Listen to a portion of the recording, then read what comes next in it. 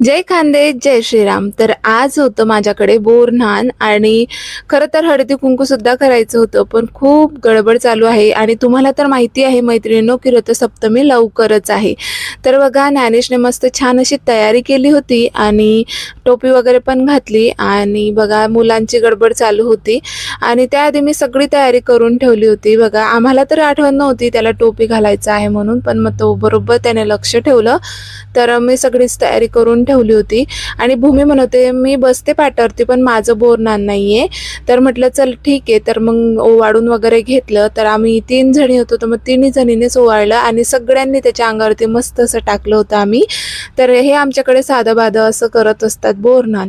तर ज्ञानेश आता 4 वर्षाचा आहे, तर 5 वर्ष पूर्ण करायची असतात, तर एखादं वर्ष राहिलं आहे, तर पुढच्या वर्षी मी खूप छान करण्याचा प्रयत्न करेन आणि हो मी नक्कीच करेल, कारण त्याचं मी एवढं काही केलं नाही, पहिलं केलं होतं आणि हे आता लास्टवालं छान करणार आहे। आणि बघा ही जी मी साडी घातली ना मेशोवरून मागवली, खूप जास्त छान आहे आणि ब्लाऊज आहे ना आपल्याला आयतं शिवलेलंच मिळतं।